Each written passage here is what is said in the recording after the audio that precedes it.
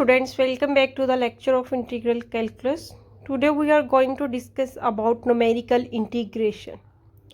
First of all, the layout of our today presentation is introduction to numerical integration, why we need numerical integration, rectangular rule, trapezoidal rule and Simpson's rule. At the end we also discuss a comparison of these three rules. Introduction to numerical integration. Numerical integration method can generally be described as combining evaluation of the integrands to get an approximation to the integrals. Basically numerical integration में हमें जो है वो integrals की approximation करनी है, उनकी approximate value जो है वो हम फाइंड करेंगे. अब इन टर्म इंटीग्रैंड और इंटीग्रल्स, इन सारी टर्म्स की डिटेल्स जो है वो हम पहले ही अपनी प्रीवियस वीडियोस में डिस्कस कर चुके हैं. उसका लिंक जो है वो डिस्क्रिप्शन में मौजूद है, आप देख सकते हैं.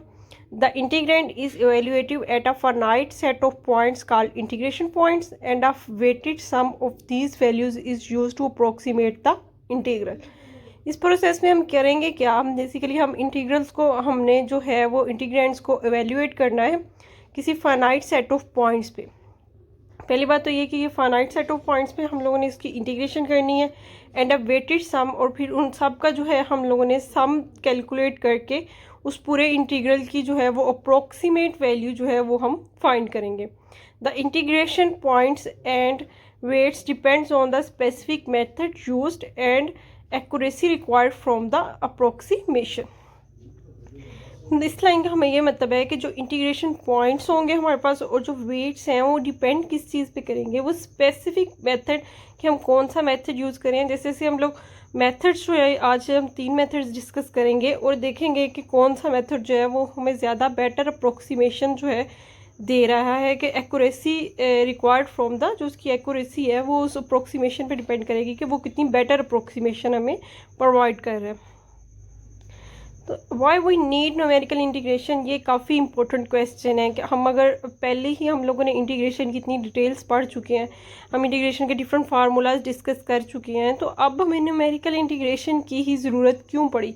इसका जो है वो आंसर ये है, एक्चुअली जो इंटीग्रेशन होती है वो हमें क्या देती है, area under the curve by using the formulas. जो भी हम लोगों ने पीछे फार्मूलाज की डिटेल्स जो है वो अपनी पढ़ी हैं, वहाँ से जो हमें आंसर आता है वो एग्जैक्ट सोल्यूशन होता है किसी भी इंटीग्रल का.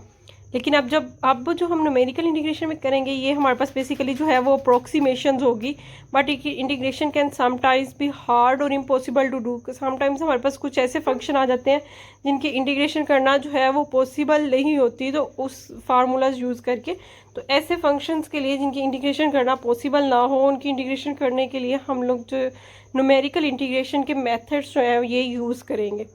तो ऐसे बहुत सारे फंक्शंस हैं जिनकी इंटीग्रेशन करना जो है वो या तो बहुत कम्प्लेक्स हो जाते हैं या फिर इंटीग्रेशन करना पॉसिबल ही नहीं है, तो उसके लिए हमें न्यूमेरिकल इंटीग्रेशन की और अप्रोक्सीमेशंस की जो है वो ज़रूरत पड़ती है. अब इसमें न्यूमेरिकल इंटीग्रेशन में प्रोसेस कौन सा यूज़ होगा, इसमें हम add up a lot of slices to get an approximate answer. हमने ये अप्रोक्सीमेट आंसर फाइंड करने के लिए, जैसे कि हमें पता है कि ये एरिया अंडर द कर्व देती है, तो इस कर्व के अंडर जितना भी एरिया है उसको हम लोग जो है डिफरेंट स्लाइसिस में जो है काफ़ी सारे स्लाइसिस में डिवाइड कर लेंगे और फिर उन सब के एरिया का हम सम फाइंड करके इसकी अप्रोक्सीमेट वैल्यू जो है इस कर्व के अंडर जो एरिया है उसकी फाइंड कर लेंगे.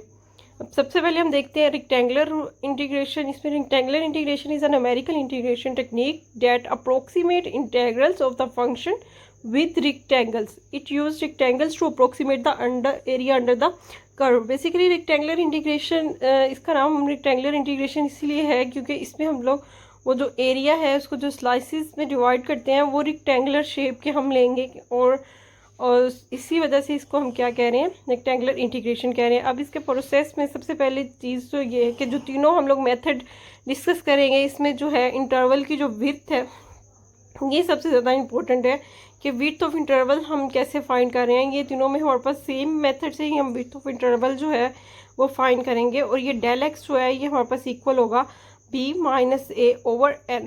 अब यहाँ पर ये जो b है वो अपर लिमिट होगी हमारे पास इंटीग्रल की, या जो ये हमारे पास वो इंटरवल ऑफ इंटीग्रेशन है इसकी अपर लिमिट है, और ए जो है वो हमारे पास क्या होगी, लोअर लिमिट होगी, और इन दोनों का डिफरेंस, और इसको एन जो है वो नंबर ऑफ रेक्टेंगल्स होगा। ठीक है, तो फिर यहाँ से हमारे पास ये विड्थ मिल जाएगी हमें इंटरवल्स की, और इसको हम लोग जो है सब इंटरवल्स ऑफ इक्वल विड्थ में हम लोग इस ए बी वाले इंटरवल को डिवाइड कर लेंगे। तो हमारे पास जो इंटरवल की फॉर्म आ जाएगी कुछ इस तरह से हमारे पास आ जाएगी, x0 से पहले x1 तक एक इंटरवल, फिर नेक्स्ट वाला इंटरवल हमारे पास x1 से x2, फिर xn-1 से xn तक। यहाँ पर x0 जो है वो a के इक्वल है जो इनिशियल पॉइंट है, और xn जो है वो हमारे पास क्या है, p के इक्वल है। अब हम कंसीडर करने लगे हैं n इज इक्वल टू 6 के लिए, देखने लगे हैं कि ये जो रेक्टेंगल्स हमने बनाई हैं, n जो है वो नंबर ऑफ रेक्टेंगल्स को रिप्रेजेंट कर रहा है, तो इट मीन्स हमारे पास 6 रेक्टेंगल्स आएंगी। अब इनकी विड्थ जो है, विड्थ हम उसी तरह फाइंड करेंगे b minus a over n करके। अब एक और टर्म यहाँ पर हमारे पास आ गई है, वो है ये जो हम इसका सेंटर पॉइंट ले रहे हैं, एक्स आई स्टेरिक। ठीक है, ये आई की वैल्यू वेरी करेगी 1 2 3, और ये मतलब आई की वैल्यू जो है वो 1 से लेकर n तक हमारे पास वेरी करेगी। और यहाँ पर हमारे पास जो है ये एक्स आई स्टेरिक क्या है, ये इन दोनों के जो फर्स्ट इंटरवल हमने कंसीडर किया था वो हमारे पास क्या था, x0 x1, ये हमारे पास x0 है और ये हमारे पास क्या है, x1। अब इन दोनों के सेंटर में हमने एक पॉइंट लिया है और उसको हमने कहा है x1 स्टेरिक।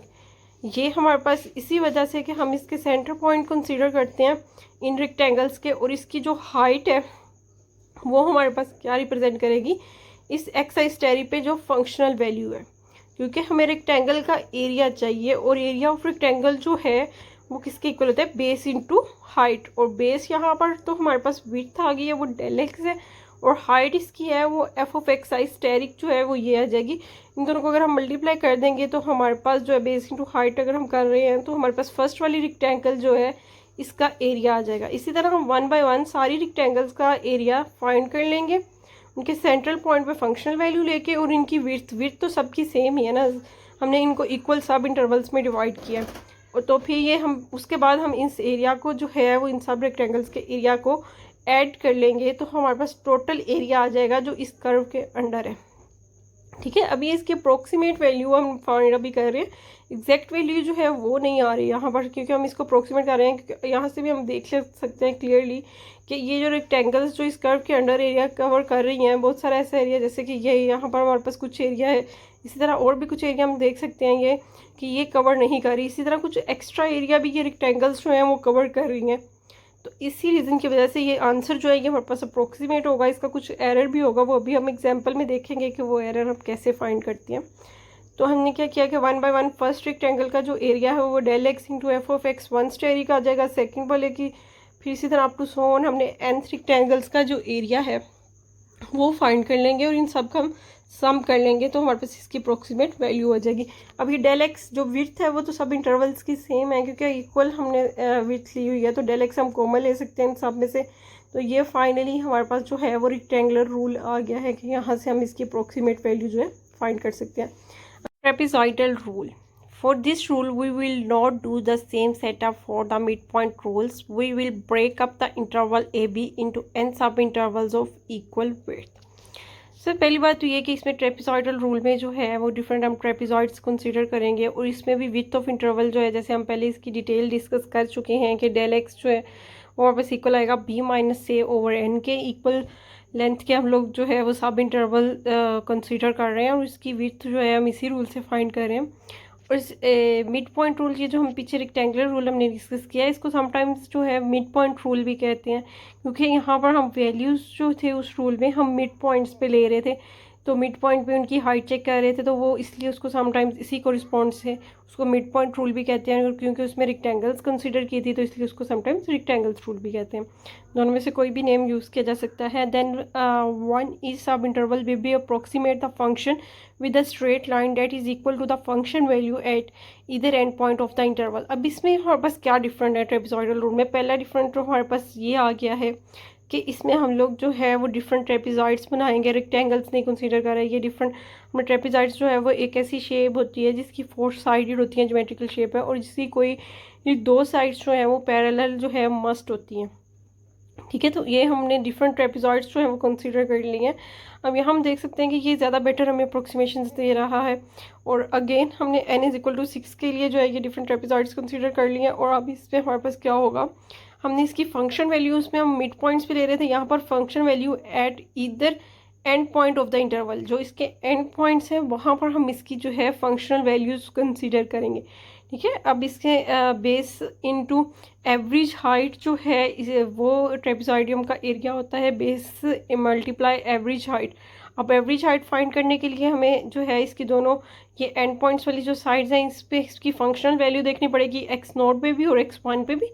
फिर इन दोनों वैल्यूज़ को ऐड करके और एवरेज फाइंड करने के लिए दो वैल्यूज़ हैं तो इनको हमें 2 पे डिवाइड करना पड़ेगा। तो ये हमें बेसिकली ट्रेपेजॉइड का जो है वो एरिया का फार्मूला होता है। इसको भी हम नेक्स्ट देखते हैं। फिर इन सब ट्रेपेजॉइड्स का हम एरिया फाइंड करके उसको क्या करेंगे, ऐड कर लेंगे।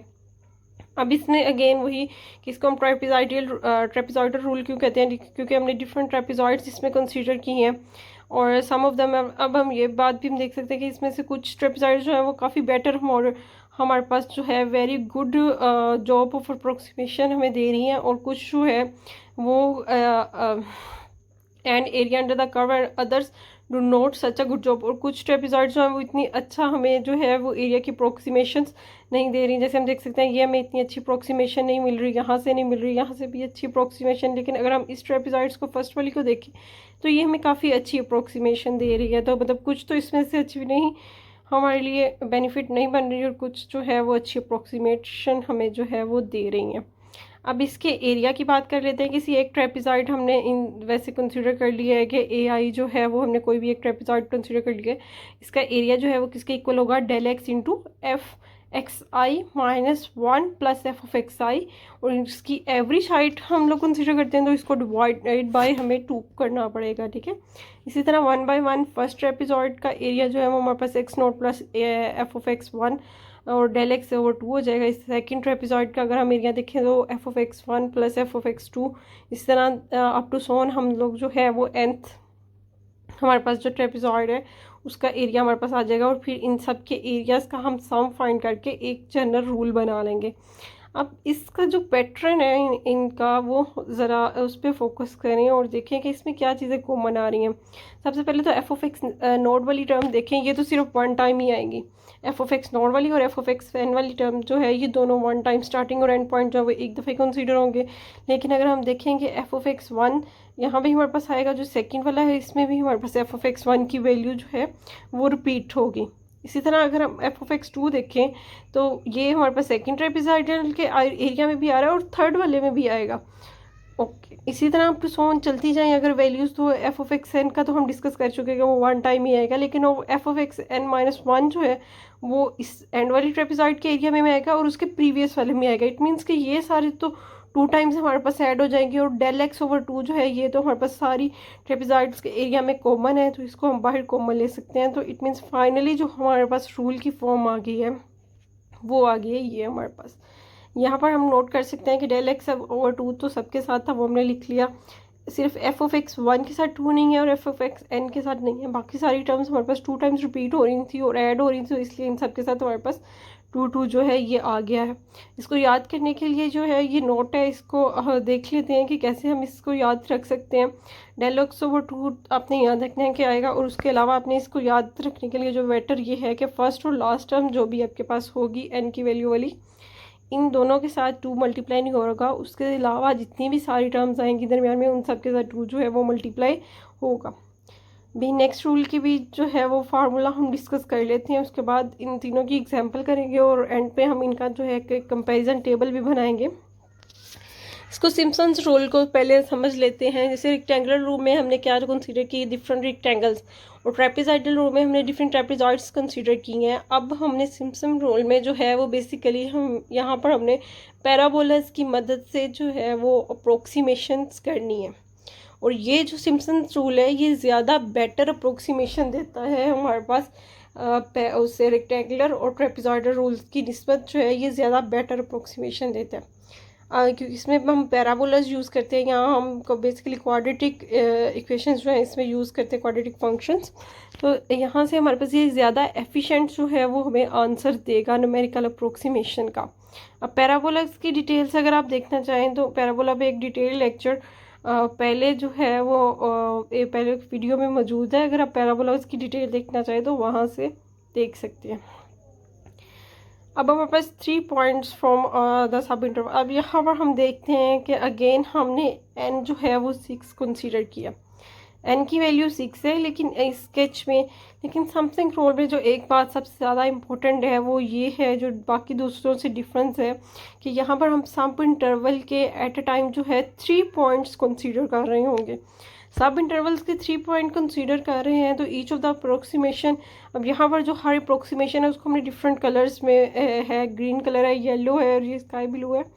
तो एक सब इंटरवल्स के 3 पॉइंट्स 1 2 3 एक अप्रोक्सीमेशन के लिए हम यूज़ कर रहे हैं, और इन इंटरवल्स तो 3 हैं लेकिन हमारे पास इसमें जो है वो कितनी हमारे पास इसके पार्ट आ रहे हैं, 2 पार्ट्स जो हैं वो हमारे पास आ रहे हैं। इसी तरह नेक्स्ट वाले में हमारे पास 3 इंटरवल कंसीडर होंगे, उसमें हम लोग कौन कौन सा इंटरवल कंसीडर करेंगे, एक तो x2 आ जाएगा, x3 और x4। और उससे नेक्स्ट वाले की अगर बात करें तो उसमें हमारे पास 3 इंटरवल कौन कौन से आएंगे, x4 x5 एंड x6, ये हमारे पास 3 इंटरवल्स आ जाएंगे। तो ये सिम्पसन्स रूल में हम इस तरह से कर रहे हैं क्योंकि एक जो है 3 इंटरवल आ रहे हैं और ये 2 हमारे पास जो है ब्लॉक बन रहे हैं, तो इसलिए ही हम लोग जो है वो सिम्पसन्स रूल में n की वैल्यू जो है वो हमेशा इवन लेंगे। मतलब नंबर ऑफ रेक्टेंगल्स जो भी हम ले रहे हैं या इनकी वैल्यू जो है वो हमें क्या लेनी पड़ेगी, इवन लेनी पड़ेगी। Notice that each approximation actually cover 2 of the sub intervals, 2 सब इंटरवल्स को हमारे पास जो है वो कवर कर रहा है। पहला सब इंटरवल हमारे पास जैसे इसके लिए देखिए x0 से x1 और दूसरा सब इंटरवल x1 से x2, तो 2 सब इंटरवल्स का इसी वजह से ये n की वैल्यू जो है ये इवन है। ये आपने याद रखना है कि n की वैल्यू इवन है। Some of the approximation looks more likely a line than a quadratic, basically ये क्वाड्रेटिक का हमारे फॉर्म में आएगा, but they really are quadratic. Also note that some of the approximation do a better job than the other, इसमें से कुछ approximation जो है वो ज़्यादा बेटर हमें आंसर दे रही हैं अदर की निस्बत। अब इसमें जो हम एरिया फाइंड करेंगे वो हम क्या है कि डेल एक्स हम कितने पॉइंट्स एक इंटरवल्स ले रहे हैं, वो 3 ले रहे हैं, तो यहाँ से आप याद रख सकते हैं कि ये डेल एक्स ओवर 3 हमारे पास आएगा। सिर्फ एक एक वाले पोर्शन का हम जो है एरिया फाइंड कर रहे हैं यहाँ पर, तो वो उसकी हमारे पास वैल्यू आ रही है एफ ऑफ एक्स आई -1 और 4 टाइम्स एफ ऑफ एक्स आई, और ये हमारे पास ऐड हो जाएगा एफ ऑफ एक्स आई +1। अब ये सिर्फ हमने एक इन 2 इंटरवल्स के लिए जो है ये वैल्यू देखी है कि हमारे पास ये आ जाएगी। अब अगर इसी तरह हम 1 बाय 1 हम सब इंटरवल्स की ऐड कर दें तो फर्स्ट वाले में हमारे पास क्या आ जाएगा, F of x note and 4 times F of x 1 plus F of x 2, और इसी तरह सेकंड वाले का एरिया और फिर अप टू सोन nth वाले का एरिया हमारे पास आ जाएगा, और इन सब एरियाज़ को हम ऐड कर देंगे तो हमारे पास फाइनल इसका आंसर आ जाएगा। अब इनको हम थोड़ा सा सिंप्लीफाई करना चाह रहे हैं, तो उसके लिए पहले हम देख लेते हैं कि कौन कौन सी टर्म्स ऐसी हैं जो हमारे पास रिपीट हो रही होंगी। अगेन जैसे कि हमारे पास ट्रेपेजॉइडल रूम में था, फर्स्ट और लास्ट टर्म जो है ये जो रिपीट नहीं होगी, ये सिर्फ 1 टाइम ही हमारे पास आ रही होगी। अब जो टर्म्स रिपीट इसकी हो रही हैं वो देखते हैं कि कौन कौन सी टर्म इसकी रिपीट होगी। अगर एफ ऑफ एक्स 1 की बात करें तो ये भी सिर्फ एक दफ़ा ही आएगा, ये हमारे पास रिपीट नहीं होगा। मतलब हर एरिया की जो है लास्ट वाली जो टर्म है, मतलब जैसे यहाँ पर हमारे पास आ रही है एफ ऑफ एक्स 2 जो है, अगर इसको देखें तो ये रिपीट ज़रूर हो रही है क्योंकि नेक्स्ट वाली टर्म के साथ भी हमारे पास नेक्स्ट एरिया में भी एफ ऑफ एक्स 2 आ रहा है। इसी तरह इससे नेक्स्ट एरिया जो होगा उसमें एफ ऑफ एक्स 4 आएगा, जो थर्ड वाला हमें अगर एरिया फाइंड करेंगे, और फिर इन सब का सम है। तो अब इसका पैटर्न जो है वो हम लोग इन सारी टर्म्स को ऐड करके देख लेते हैं कि फाइनली हमारे पास कंक्लूजन में जो हमारे पास इस रूल का फार्मूला बना है वो आ गया है। ये इसमें हम क्लियरली देख सकते हैं कि इसको याद करने के लिए एक तो हमने ये याद रखना है कि फर्स्ट और लास्ट टर्म जो है इसके साथ हमारे पास कुछ नहीं आ रहा। In this case notice that all the function evaluation at the point with odd subscript. अब जिनके और सबस्क्रिप्ट है वो किससे मल्टीप्लाई हो रहे हैं, 4 के साथ। यहाँ भी हम देख सकते हैं ये और सबस्क्रिप्ट है, और ये एफ एक्स n-1 जो है ये भी हमारे पास और सबस्क्रिप्ट आएगा क्योंकि n की वैल्यू जो है वो हमने यहाँ पर क्या ले रहे हैं, इवन। और अगर इवन नंबर में से हम 1 सब्ट्रैक्ट कर देंगे तो हमारे पास जो नंबर आएगा वो आएगा ओड। तो f(x-1) जो है वो भी क्या है, ओड है। इसी तरह f(x3) जो है वो अगर हम लिखेंगे तो उसके साथ भी 4 मल्टीप्लाई होगा क्योंकि वो भी ओड वाली टर्म है। अब जो इवन वाले पॉइंट्स हैं उन सब के साथ जो है वो क्या आ रहा है हमारे पास, 2 आ रहा है। ठीक है, इवन वाले सब के साथ 2 आ रहा है, सिर्फ फर्स्ट वाली टर्म और एंड वाली टर्म को छोड़ के बाकी सब इवन्स के साथ 2 आ रहा है। तो इसको हम देख लेते हैं। देखें 2 f(x2) है तो ये हमारे पास इवन वाली थी, इसके साथ 2 आ गया। अब n-2, n चूँकि इवन है तो अगर हम उसमें से 2 माइनस करेंगे तो दोबारा हमारे पास इवन नंबर ही आ जाएगा। जैसे कि 6 हमारे पास इवन है तो अगर हम 6 में से 1 सब्ट्रैक्ट करते हैं वो तो होगा 5, वो हमारे पास होता है ओड। और यहाँ हमने देखा कि ओड के साथ तो 4 आ रहा है, और अगर हम 6 में से 2 सब्ट्रैक्ट करेंगे तो वो अगेन हमारे पास क्या आ जाएगा, इवन आ जाएगा। तो n-2 के साथ हमारे पास क्या आ जाएगा, even. That is it means कि इसके साथ हमारे पास 2 आएगा। तो ये रिमेंबर करने के याद रखने के लिए जो है ये आप लोग इस तरह याद इसको रूल को कर सकते हैं। अब इसकी एग्जाम्पल की तरफ मूव करते हैं कि हम इन रूल्स को तो हमने देख लिया कि इनके फार्मूलाज क्या आ रहे हैं और कैसे बन रहे हैं। अब ये एग्जाम्पल पे अप्लाई कैसे होंगे। अब n=4 हमने कंसीडर कर लिया है, और हमने तीनों रूल जो है वो 1 बाय 1 करके इस पे हमने अप्लाई करने हैं। उसके बाद हमने इनके एरर्स भी फाइंड करने हैं और देखना है कि कितने कितने एरर आ रहे हैं। तो सबसे पहले जो है मैं इसकी डिटेल्स की तरफ नहीं जा रही कि फार्मूला यूज़ करके जो मैंने अप्रोक्सीमेट वो एग्जैक्ट वैल्यू जो है फाइंड किया है वो ये आ रही है 16.4526 27776। तो ये हमारे पास वैल्यू आ रही है जब मैंने इसकी एग्जैक्ट वैल्यू जो फार्मूला जैसे हमने पहले डिटेल्स पढ़ चुके हैं।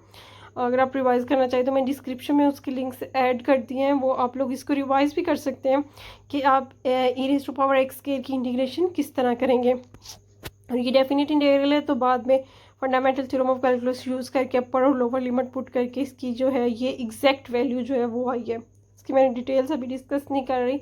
न्यूमेरिकल इंटीग्रेशन की तरफ जाते हैं। उसके लिए हमें सबसे पहले तो एक हमें विड्थ चाहिए इंटरवल की, ये चीज़ सबसे ज़्यादा इंपॉर्टेंट थी कि विड्थ क्या। अब इसमें अगर आप नोटिस करें तो अपर लिमिट हमारे पास क्या आ रही है 2 और लोअर लिमिट क्या है 0। तो अब ये अपर और लोअर लिमिट एक तो हमें चाहिए और एक n की वैल्यू जो है वो क्या गिवन है 4 गिवन है। तो ये तीनों वैल्यूज़ यूज़ करके पहले तो विड्थ फाइंड कर लेते हैं कि जो सब इंटरवल्स हैं उनकी विड्थ क्या आएगी। तो ये हमारे पास डेल x जो है वो 2 - 0/4 आ जाएगा क्योंकि n की वैल्यू 4 है। तो यहाँ से हमारे पास 1/2 आ गया, और 1/2 जो है वो 0.5 होता है बेसिकली। और तो हम इन सब इंटरवल सबसे पहले लिख लेते हैं कि हमारे पास सब इंटरवल जो है वो क्या आ रहे हैं। फर्स्ट वाला हमारे पास क्या आएगा 0 से 0.5, उससे नेक्स्ट वाला सब इंटरवल क्या होगा 0.5 से 1। इनकी विड्थ जो है वो क्या हमारे पास आ रही है 0.5 हमारे पास इन दोनों का अगर हम इंटरवल्स के एंड पॉइंट में से सब्ट्रैक्ट कर लेंगे स्टार्टिंग वाला पॉइंट तो हम देख सकते हैं कि इसकी विड्थ जो है वो 0.1 ही आ रही है। नेक्स्ट हमारे पास 1 से 1.5 तक और फाइनली 1.5 से 2 तक हमारे पास n4 था। तो 4 हमारे पास इंटरवल आ गए इक्वल विड्थ के। अब हम अपने मेथड की तरफ जाते हैं। सबसे पहले रेक्टेंगुलर रूल या मिड पॉइंट रूल हमें अप्लाई करना है। तो मिड पॉइंट रूल के लिए हमें 1 बाय 1 जो है वो इन इंटरवल्स के सेंटर पॉइंट्स चाहिए होंगे। अगर इसका हम सेंटर पॉइंट देखें तो हमारे पास क्या बनेगा 0.5 और 0 का सेंटर पॉइंट फाइंड करने के लिए इन दोनों को ऐड करेंगे और 2 पे डिवाइड कर देंगे। तो इसका सेंटर पॉइंट हमारे पास आ जाएगा 0.25। इसी तरह बाकी सब के भी हमने सेंटर पॉइंट फाइंड करने हैं।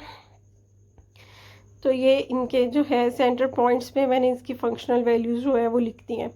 ये रेक्टेंगुलर रूल हमारे पास था। अब हम इस पे वैल्यूज़ पुट कर रहे हैं। फर्स्ट वाले इंटरवल का जो सेंटर पॉइंट था वो 0.25 आया, और सेकेंड इंटरवल का 0.75 जो कि हमारे पास 0.5 से 1 तक इंटरवल था। इसी तरह नेक्स्ट इंटरवल का हमारे पास मिड पॉइंट जो है वो 1.25, और उससे नेक्स्ट का हमारे पास आया था 1.75। ये हमारे पास जो है उन सब इंटरवल्स के मिड पॉइंट्स आ गए। अब इन मिड पॉइंट्स पे हमें इसकी फंक्शनल वैल्यू चाहिए थी। फंक्शन हमें क्या गिवन था e⁻x²। तो 1 बाय 1 हमने e⁻x की जगह जो है वो हमने इसके मिड पॉइंट्स पुट कर दिए। अब इन सब की वैल्यू एवेल्यूएट करके अब चेक कर सकते हैं कि ये हमारे पास वैल्यू आ जाएगी 14.48561253।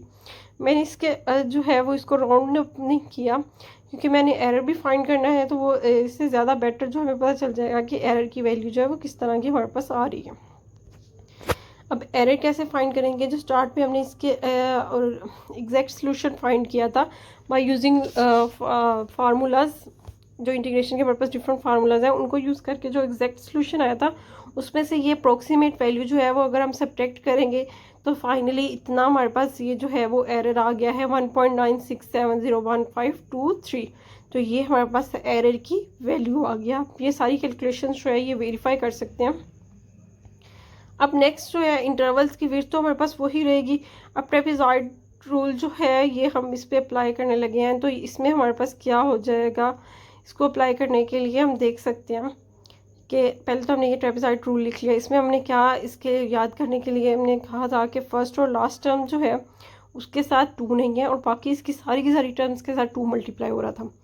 अब इसकी फंक्शनल वैल्यूज़ जो हैं वो इंटरवल के एंड पॉइंट्स पे ही था, तो 0 से 0.5 आ गया। नेक्स्ट वाली x1 की वैल्यू, इसी तरह x2 की वैल्यू 1 आ गई और अप टू सोन ये सारी वैल्यूज़ जो है वो 1 बाय 1 हमने पुट करके इनको एडअप करके और फिर इनको 1 बाय 4 यहाँ पर आ जाएगा, 4 से डिवाइड करके फाइनली जो है हमारे पास इसका आंसर आ गया है ये 20.64455905। तो ये हमारे पास ट्रेपेजॉइडल रूल की जो है ये वैल्यू आ गई है। अब इसका भी एरर हमने उसी तरह ही फाइंड करना है। एब्सोल्यूट वैल्यू जो है बेसिकली एरर जो है ना वो नेगेटिव नहीं है, हमने उसकी एब्सोल्यूट वैल्यू लेनी है डिफरेंस की, जो हम डिफरेंस कैलकुलेट कर रहे हैं। तो हमारे पास वहाँ पर वैल्यू जो है वो 16 पॉइंट समथिंग थी और ये 20 पॉइंट समथिंग हमारे पास आया है। तो हमारे पास एरर जो है ये 4.19 जो ये हमारे पास इतना एरर जो है वो आ गया है 4.19193129। तो ये हमारे पास एरर की वैल्यू आ गई है। ये भी वैल्यूज आप वेरीफाई कर सकते हैं। नेक्स्ट और लास्ट जो है वो हम सिम्पसन्स रूल्स को अब देख लेते हैं कि इसको हमने किस तरह अप्लाई किया। अब इसमें हमने इसको याद रखने के लिए हमने क्या कहा था कि इसकी फर्स्ट और लास्ट टर्म में तो हमारे पास कुछ भी नहीं आ रहा, को किसी से मल्टीप्लाई नहीं हो रही किसी और, लेकिन इसकी जो ओड वाली है, ओड वाली सारी टर्म्स किससे मल्टीप्लाई होंगी, हमने कहा था 4 से मल्टीप्लाई होंगी ओड वाली सारी टर्म्स। जैसे कि ये भी ओड है तो, और जो इसकी इवन वाली टर्म्स हैं हमने कहा था कि इवन वाली टर्म्स जो है 2 से मल्टीप्लाई हो रही होंगी। देख लेते हैं इसको 4 के लिए हमने अप्लाई करना है। तो सबसे पहले जो हमारे पास f(x) नोड की वैल्यू 0 थी क्योंकि 0 से लेकर 2 तक इंटरवल है, तो फर्स्ट और लास्ट में तो हमने फंक्शन में सिर्फ x की जगह पुट कर दिया, इसको मल्टीप्लाई नहीं किया। सेकेंड टर्म जो है वो हमारे पास इसकी ओड बन रही है और ओड वाली टर्म के लिए हमने क्या कहा था कि ओड वाली टर्म 4 से मल्टीप्लाई होगी। थर्ड वाली इवन है तो इवन वाली हमारे पास 2 से मल्टीप्लाई होगी और फोर्थ वाली अगेन हमारे पास ओड टर्म है तो वो हमारे पास किससे मल्टीप्लाई हो जाएगी, 4 से मल्टीप्लाई हो जाएगी। क्योंकि f(x) नोट था, f(x)1 आया, फिर f(x)3 और यहाँ पर f(x)3 आ गया है और ये ओड वाली है तो इसलिए ये 4 से मल्टीप्लाई हो जाएगी। अब इन सब की वैल्यूज़ पुट करने के बाद इसको सिंप्लीफाई करेंगे और तो आपके पास आंसर जो है वो आ रहा है। अगेन ये कि आप इन वैल्यूज़ को वेरीफाई कर लें। यहाँ से हमारे पास जो वैल्यू आ रही है वो 17.35362645 आ रही है और अगर इसका डिफरेंस फाइंड करें जो हमारे पास एग्जैक्ट सोल्यूशन आया था तो ये इसका जो एरर है वो हमारे पास आ जाएगा 0.90099869 जो है ये हमारे पास एरर आया। तो यहाँ से भी हम देख सकते हैं कि सिम्पसन्स रूल्स यूज़ करने से जो एरर है, फंक्शन सेम है, इंटरवल सेम है, लेकिन मेथड चेंज करने से भी जो है वो n की वैल्यू भी सेम है 4 ही है, लेकिन मेथड चेंज करने से अप्रोक्सीमेशन जो है वो ज़्यादा बेहतर हो रही है। तो इट मीन्स अप्रोक्सीमेशन जो है वो एक तो इस चीज़ पे डिपेंड करेगी कि हम मेथड कौन सा यूज़ करें, और जो दूसरी चीज़ है वो हम इस टेबल में ज़रा देख लेते हैं। इस टेबल में मैंने जो है डिफरेंट वैल्यूज़ ली हैं n की, और ये मिड पॉइंट या रेक्टेंगुलर रूल, फिर ट्रेपेजॉइडल रूल और सिम्पसन रूल्स जो है इनको 1 बाय 1 अप्लाई करके सिर्फ इनके फाइनल आंसर और इनकी अप्रोक्सीमेशन लिखी है। जो फंक्शन अभी हमने कंसीडर किया उस फंक्शन के लिए ही ये किए हैं। अब इसमें जो है, अब सबसे पहले जो वैल्यू ली है वो n की 8 ली है। अब जब n की वैल्यू 8 ली है उसके बाद n की 16, 32, 64 और 128 जो है ये मैंने वैल्यूज़ ली हैं। मैंने सारी वैल्यूज़ इवन ही ली हैं ताकि सिम्पसन्स रूल जो है वो सब पे अप्लाई हो सके। ठीक है, सिम्पसन रूल अप्लाई करने के लिए ये कंडीशन आपने याद रखनी है कि n की वैल्यू जो है वो क्या होगी, इवन होगी। अब हमें देखना ये है कि जैसे जैसे हम n की वैल्यू इंक्रीज़ करते हैं एरर पे क्या इफेक्ट आ रहा है। जब n की वैल्यू 8 थी तो हमारे पास अप्रोक्सीमेट वैल्यू जो है वो या ये 15 पॉइंट समथिंग, इधर से ट्रेपेजॉइडल ने हमें अप्रोक्सीमेट वैल्यू दे दी है 17 पॉइंट और सिम्पसन ने हमें दे दी है 16 पॉइंट। तो यहाँ से हम देख रहे हैं कि जो एरर है ग्रेजुअली हम आप नोट कर सकते हैं कि हर रूल में जो है वो बेसिकली एरर जो है वो डिक्रीज़ होता जा रहा है। अगर हम सबसे पहले इसको मिड पॉइंट या रेक्टेंगुलर रूल की बात करें तो 8 पे इसका एरर था 0.546951। ठीक है, जब 16 हमने n की वैल्यू ले ली तो एरर जो है वो पहले से डिक्रीज़ हो गया हमारे पास। एरर जो है वो 0.14077389 आ गया।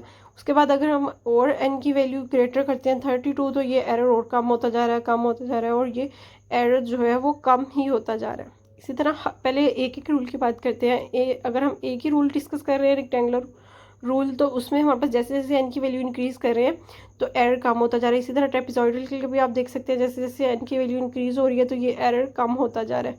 और सिम्पसन के लिए भी देख सकते हैं कि जैसे जैसे n की वैल्यू इंक्रीज़ कर रहे हैं तो एरर हमारे पास जो है वो काफ़ी कम होता जा रहा है। और इसमें एरर वैसे भी हमारे पास सिम्पसन्स में दूसरे रूल्स के कंपैरिजन, अगर हम तीनों का कंपैरिजन करें तो एक n की वैल्यू के लिए भी हम देख सकते हैं कि अगर n की वैल्यू 8 कंसिडर कर रहे हैं तो ये एरर हमारे पास ग्रेटर है, बल्कि सिम्पसन्स का एरर जो है वो इन दोनों के एरर से हमारे पास क्या आ रहा है, लेस आ रहा है।